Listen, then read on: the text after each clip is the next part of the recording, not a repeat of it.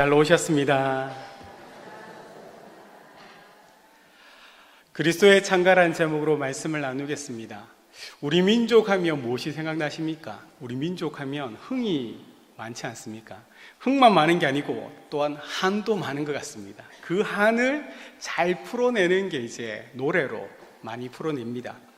하루에도 대중가요가 굉장히 많이 발표된다고 합니다. 음악 포털 사이트인 벅스라는 곳을 보면 하루에 한 100곡 정도가 1위부터 100위까지 순위를 정한다고 합니다. 그런데 이 매일 100곡 정도가 발표된다고 얘기를 하거든요. 근데 1년이면 365일.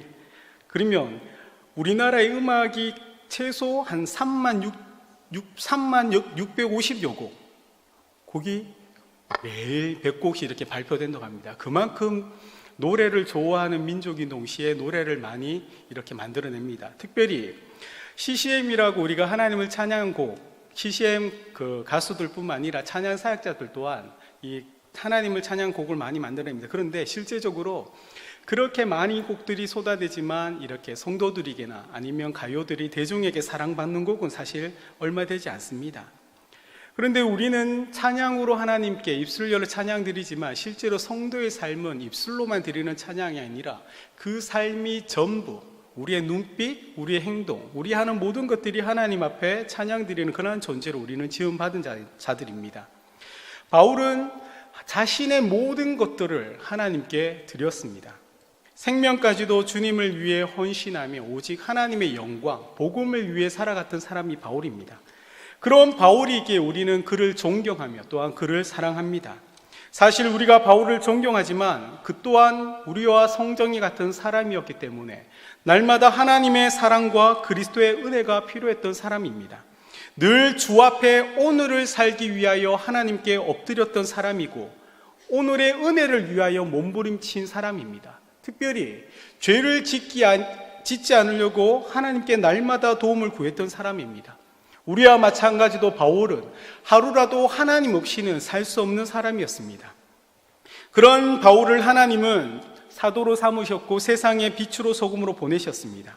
저 또한 여러분 또한 하나님의 백성, 하나님의 자녀 삼은 것만이 아니라 여러분 또한 지금도 세상에 보냄받은 그 빛과 소금으로 살고 있지 않습니까? 그러나 빛과 소금으로 산다는 거 쉽지 않습니다. 그것은 그리스도처럼 산다는 것이고 우리의 삶의 모든 모습을 통하여 예수 그리스도가 드러난다고 얘기해야 되는 것이거든요. 우리 한번 좌우에 계신 믿음의 성도님들 서로 한번 바라보십시오. 여러분의 함께 지금 이 자리에서 예배를 드린 여러분의 옆에 있는 성도들이 정말 예수의 모습이 보입니까? 예?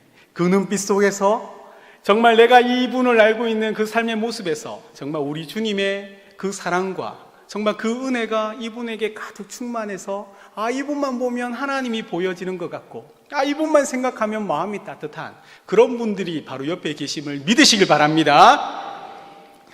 바울은 정말 이런 삶을 살았고 또한 그런 삶을 우리에게 사실 요구하고 있습니다. 바울은 세상의 큐리오스, 세상이 말하는 그 주를 섬기지 않았고 참된 주, 정말 주님을 섬겼던 사람입니다. 그래서 바울은 어떻습니까? 지금 복음을 전하다가 로마 감옥에 갇혀 있습니다. 빌립보 교회는 이 갇힌 바울의 소식을 들었습니다. 그러나 이 바울이 갇혀 있다는 소식을 빌립보 성도들만 들은 것이 아니라 지금 갇힌 그곳에서 바울은 그 빌립보 교회와 그 성도들이 처한 그 어려운 상황들에 대해서도 들었습니다. 그런데 갇혀 있고 볼 수 없는 그 현실 가운데 서로의 사랑하는 그 애틋한 마음은 있지만 어떻게 할 수 없는 그 현실 가운데 빌립보 교회는 그 마음을 담아서 바울이 필요한 것들을 에바브로 디도를 편의동에서 보냈고 바울은 그 빌립보 성도들에게 이 빌립보서라는 서신을 기록하여 보내게 되는 것입니다. 바울은 이 빌립보서를 통하여 우리에게 지금 가르쳐 주는 것이 무엇입니까? 바울이 처한 그 감옥이라든지 그 교회에서 처한 그 어려움의 상황들을 보지 말고 성도에게 하나님의 백성, 정말 예수의 제자, 부름받은 자들의 삶에서 가장 중요한 것은 환경이 아니라는 겁니다. 내가 비록 감옥에 갇혀 있지만 자유롭게 우리가 어디 다닐 수 있는 그 자유로움도 아니고 물질적인 이 세상에 있는 풍요로움과 넉넉함도 아니라고 바울은 이야기합니다. 성도에게서 가장 중요한 것은 바로 예수 그리스도, 그 예수 그리스도로 인하여 주어지는 그 참된 기쁨, 그것이 지금 여러분이 누리고 있느냐 없느냐를 바울은 지금 우리에게 말씀하고 있습니다. 바울은 그리스도의 마음을 깨달았습니다.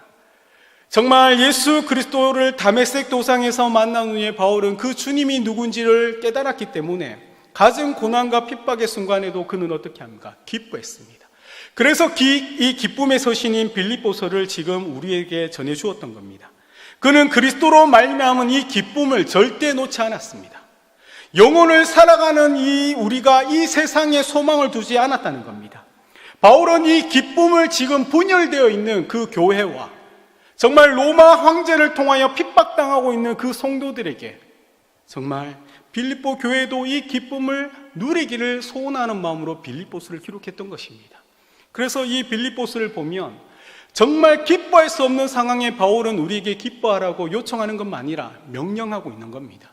바울이 그 속에서 갇혀 있는 그곳에서 바울은 정말 세상이 알지 못하는 평안과 세상이 알지 못하는 그 기쁨을 바울은 그곳에서 지금 누리고 있기 때문에 그 기쁨을 정말 빌립보 교회와 성도뿐만 아니라 2000년의 시공간을 지난 오늘 우리들에게 동일하게 그 기쁨을 요청하고 가르쳐주고 있는 것입니다. 교회를 향한 이 바울의 소망은 그리스도를 중심으로 한 그 한 마음입니다. 그래서 그리스도의 복음에 합당한 생활은 그 삶의 모범 대신 그리스도를 드러내며 더 성숙한 믿음의 성도로서 살아가는 모습인 겁니다. 그리스도 때문에 성도가 되었고 자녀가 된 우리가 예수 그리스도를 잊고 다른 무엇을 가지고 쫓아 살아가는 모습을 바울은 경계하고 있습니다. 그렇게 예수로 인하여 우리가 교회로 모였고 정말 이 성명교회를 섬기며 믿음의 성도로 이 자리에 함께 나와 이 시간 하나님께 예배드리는 우리의 모습 속에 예수 그리스도 말고 다른 것들이 우리 마음에 자리 잡는 것, 우리가 다른 것들을 쫓아 살아가고 있는 그 삶의 태도와 모습들을 바울은 경계하고 있는 것입니다. 바울은 그리스도에게서 발견한 그 마음, 예수 그리스도에게서 발견한 마음과 그 태도를 빌립보 성도만이 아니라 지금 우리들에게도 가지길 요구하고 있는 것입니다. 우리 2장 5절 말씀 우리 한 목소리 함께 읽겠습니다. 너희 안에 이 마음을 품으라 곧 그리스도 예수의 마음이니. 이 너무나 많이 들었던 말씀이지 않습니까? 너희 안에 이 마음을 품으라 곧 그리스도 예수의 마음이니. 사실 우리가 오늘 읽었던 이 5절과 11절의 말씀은 그리스도의 창가라는 제목이 붙어 있습니다. 바울이 이 빌립보서 중에서 이 5절에서 11절을 기록했을 때 이 유명한 하나님의 본체에 대한 이야기와 예수 그리스도의 낮아심과 높아심의 이 이야기는 사실 바울이 그리스도를 바라보면서 고백한 찬송가, 송영회 같은 그런 마음이거든요. 바울의 그 신앙의 고백이 압축되어 있는 것이거든요. 지금 그것을 지금 우리에게 바울은 들려주고 있는 겁니다. 예수 그리스도가 어떤 분인가, 그분을 바라보라는 겁니다. 예수 그리스도를 만난 후에 자신의 삶이 360도 바뀌어진 그 삶을 산 그 원동력이자 그분의 정말 이분이 누군가를 깨달은 바울이 예수 그리스도를 생각하면서 그분을 찬양드렸던 그 고백이 오늘의 본문인 것이거든요. 그래서 바울은 오늘 5절 2절에 저번에 우리가 함께 나눴던 1절 4절을 통하여 이 교회는 그리스도 예수의 그 중심이 되어서 모인 성도들이라고 우리에게 얘기하는 겁니다. 그래서 이 교회의 하나됨을 깨트리는 그 행위는 그 어떤 것도 해서는 안 된다는 것이 바울의 이야기인 겁니다. 이 교회로 모인 것, 예수의 이름으로 모인 우리 공동체가 깨어지는 그 어떤 것들은 그것이 긍휼이든 교제든 전도든 그것은 예수 그리스도를 제쳐놓고 하는 모든 것들을 바울은 하지 말라고 하는 겁니다. 왜요? 오히려 그 그리스도를 전하는 그 일들, 교회가 더욱더 하나 되기 위하여 우리가 힘써 모이고 힘써 전도하고 힘써 교제하고 하는 그 일로 인하여 오히려 교회가 분열될 수 있다는 것을 우리에게 가르쳐 주었기 때문입니다. 지금 이 빌립보 교회가 그러한 모습을 가지고 있기 때문이거든요. 예수 그리스도께서 이 땅에 만드신 그 교회가 그 예수 그리스도를 더 잘 섬기고 더 잘 믿기 위하여 서로 안에서 분열과 다툼이 일어났던 거거든요. 그런 그 교회의 상황을 아는 바울은 그러면 안 된다는 겁니다. 그리스도를 잊고 다른 것에 대하여 열심을 내지 말라는 겁니다. 바울은 그것을 우리에게 1절과 4절을 통하여 이야기해 주었고, 이제 그 다음에 우리에게 무엇을 요구합니까? 그래서 그리스도 예수의 마음을 가지라고 요청하는 겁니다. 바울은 그리스도 통해요, 예수님을 통하여 그가 어떻게 살아야 되는 그 삶의 기준을 바울은 삼았던 겁니다. 예수 그리스도의 그 모습을 통하여, 주님이 이 땅 가운데 행하셨던 그 삶의 모습을 통하여 바울은 자신이 어떻게 살아가야 될 삶의 기준과 삶의 방향성을 바울은 잡았던 것입니다. 자신이 그리스도를 통하여 보고 배운 것, 정말 주님을 직접적으로 만나지 않았지만 다메섹 도상에서 그 예수를 만난 후에 그가 율법학자로서 구약의 그 모든 말씀을 그 메시아 예수 그리스도에게 초점을 맞춘 후 그리스도의 그 삶의 모습이 어땠는가? 우리 주님이 이 땅에 내려오시기 위하여 무엇을 희생하셨는가? 그런 주님을 생각할 때 바울은 찬양밖에 할 것이 없다는 것이 지금의 고백인 것입니다. 그래서 바울은 예수님을 바라보면서 우리에게 요구하는 것이 무엇입니까? 우리 방금 헤세드 찬양대가 찬양드렸던 것처럼 겸손, 낮아짐, 남을 섬기는 마음, 이 마음이 바로 우리 주님의 마음이며, 바울이 이 마음으로 복음을 가지고 이방의 그 주님을 모르는 그 불쌍한 영혼들을 향하여 복음을 전했던 것이며, 지금 저와 여러분이 품고 있는 마음이고, 이 마음으로 우리가 또한 세상에 살아가야 될 그 마음이라는 것입니다. 그래서 바울은 6절과 8절에서 그리스도 예수의 마음이 이제 어떻게 드러났는지 우리에게 이야기해 주고 있습니다. 우리 6절 말씀도 함께 한번 읽겠습니다.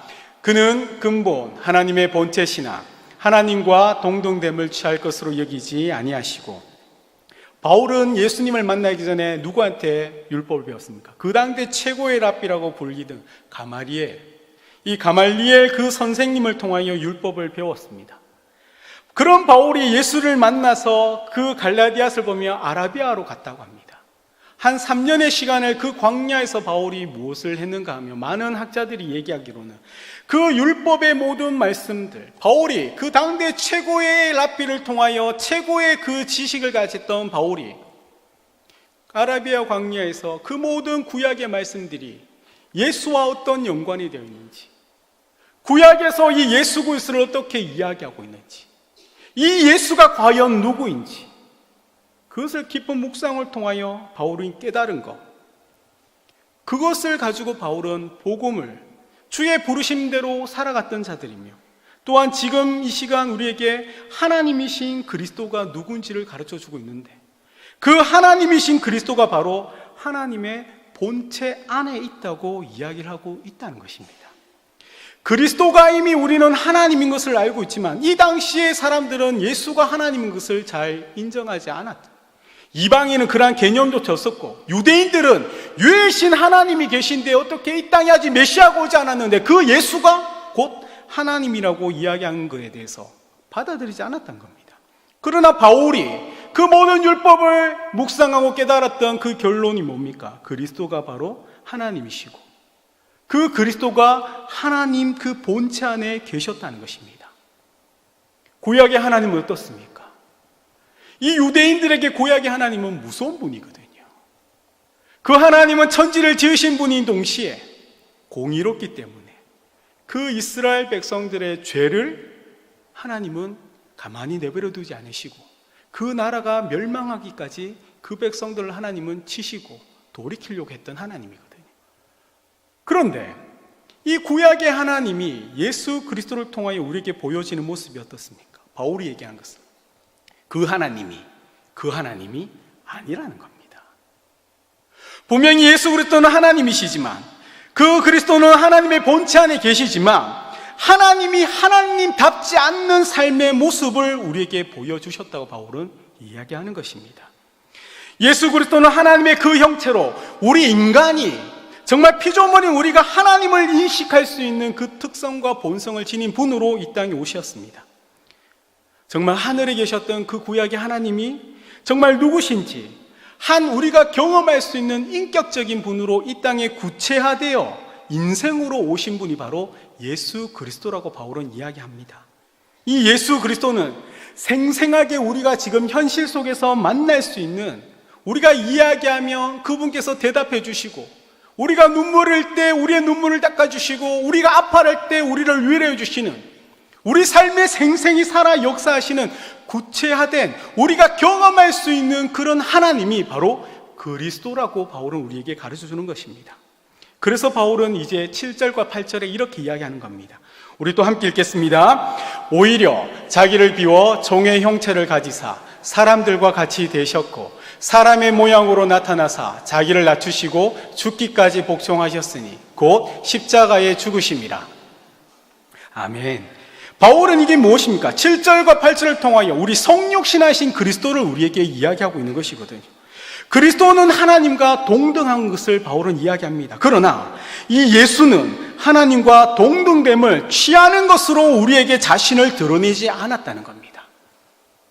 그 하나님의 권능과 그 능력을 온전히 가지면서 그것을 사용하고 그것을 누리는 것으로 그리스도이심을, 하나님이심을 우리에게 드러내지 않았다는 것입니다. 그 하나님이신 예수 그리스도는 자기가 가지실 그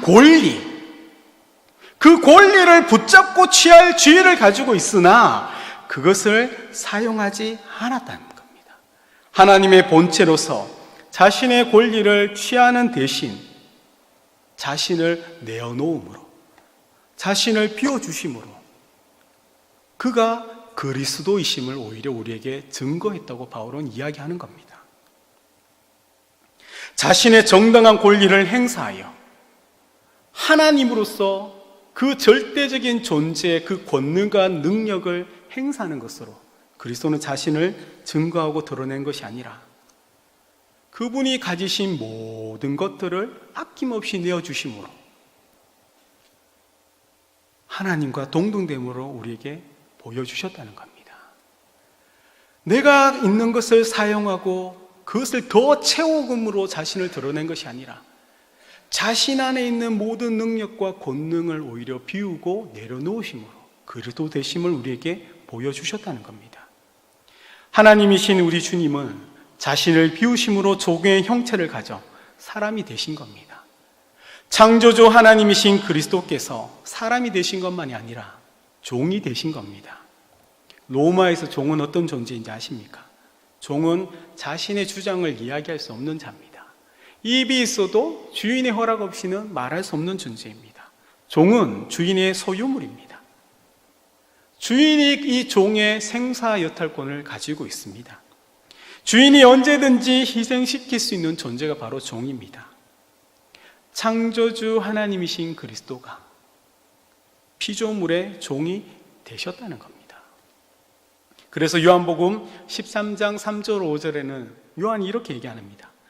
저녁 먹는 중 예수는 아버지께서 모든 것을 자기 손에 맡기신 것과 또 자기가 하나님께로부터 오셨다가 하나님께로 돌아가실 것을 아시고 저녁 잡수시던 자리에서 일어나 겉옷을 벗고 수건을 가져다가 허리에 두르시고 이에 대야에 물을 떠서 제자들의 발을 씻기시고 그 두르신 수건으로 닦기를 시작하여.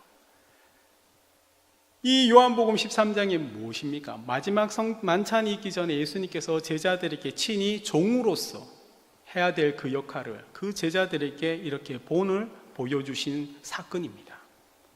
그러나 동일하게 이 사건을 가지고 바울은 우리에게 지금 그 하나님이신 예수 그리스도가 이 땅에 종으로 우리에게 오셨다고 이야기하고 있습니다.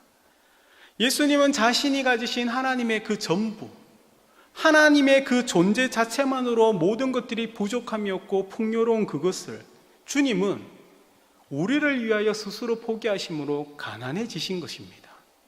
그리스도께서 그 가난을 선택하시고 이 땅에 낮아심으로 오심으로 우리에게 오셨고 그것이 바로 예수 그리스도의 마음이라고 바울은 우리에게 이야기하는 겁니다. 사실 우리 믿음의 성도님들이 신앙생활을 하면서 어려운 것이 무엇입니까? 사실 여러분을 힘들게 하는 것은 사실 외부적인 것보다는 우리 안에 있는 것들이지 않습니까? 우리 안에 누가 우리를 힘들게 합니까? 우리 자신이 우리를 힘들게 하지 않습니까? 하나님을 섬긴다는 것이 무엇입니까? 예수님께서도 말씀하셨듯이 하나님을 섬긴다는 것은 자기를 포기하는 겁니다. 자기를 부인하고 우리에게 주어진 그 십자가를 지고 주님의 길을 걸어가는 겁니다. 그러나 우리는 어떻습니까? 하나님 앞에 내가 정직하게 내 자신을 부인하며 내게 주신 십자가로 지고 가기보다는 우리는 종교적인 그 행위들, 며칠 금식하고 기도했다는 거, 내가 어떤 일들을 했다는 거, 내가 몇 명을 전도했다는 이런 것들을 통하여 우리는 우리의 의를 드러내고 정말 우리가 하나님 앞에 정직해야 될 그 모습을 대신하려고 하고 있지는 않습니까? 그리스도는 하나님께서 사랑하는 우리를 섬김으로 하나님을 섬기셨습니다. 하나님이 우리를 사랑하기 때문에 그리스도는 이 땅에 우리를 섬김으로 하나님을 섬기는 자가 되셨고, 사람에게 우리에게 종이 되어 주심으로 하나님 뜻에 순종하셨습니다. 그러나 저와 여러분은 어떻겠습니까? 우리는 예수께서 우리의 종이 되시자 그분을 십자가에 못 박아 죽였다는 겁니다.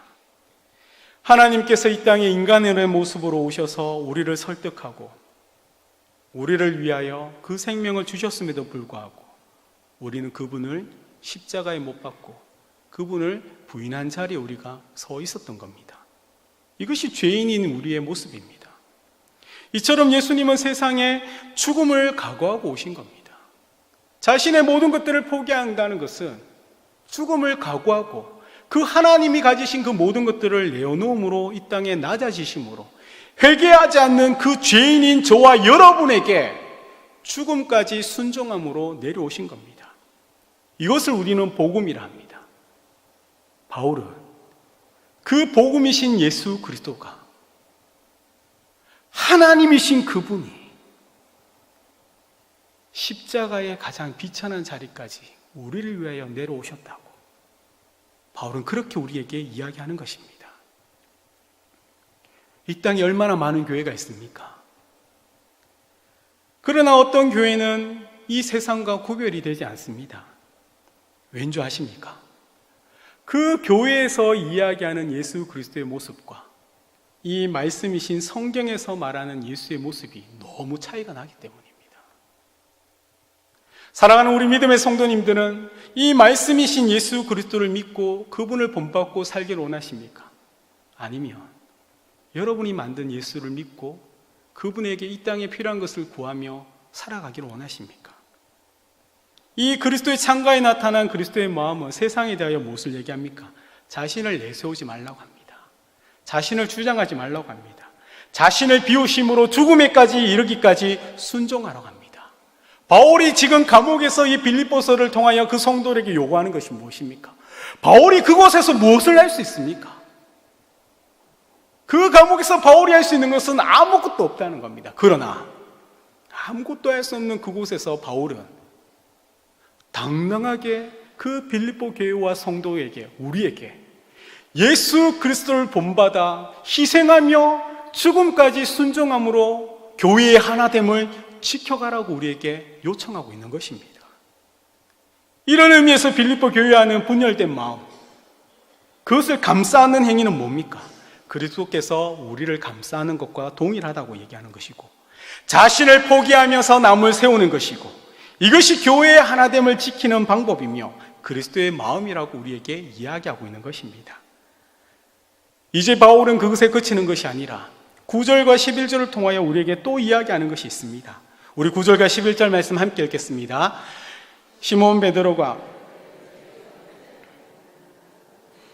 주사 하늘에 있는 자들과 이름으로 하나님이 그를 지극히 높여 모든 이름에 뛰어난 힘을 주사 하늘에 있는 자들과 땅에 있는 자들과 땅 아래 있는 자들로 모든 무릎을 예수의 이름에 꿇게 하시고 모든 입으로 예수 그리스도를 주라 시인하여 하나님 아버지께 영광을 돌리게 하셨느니라. 바울이 예수를 생각하면서 하나님이신 그 예수 그리스도가 스스로의 선택으로 이 땅 가운데 낮아지신 분을 내려오셨다면 이제는 어떻습니까? 그 성부 하나님께서 이제는 그 낮아지신 예수 그리스도를 정말로 가장 높은 곳에 올려놓으셨다고 바울은 우리에게 또한 이야기하고 있는 것입니다. 그리스도, 우리 주님은 이 땅 가운데 아무 보상이나 아무것도 바라지 않고 오로지 성부 하나님의 그 계획에 순종하신 분입니다.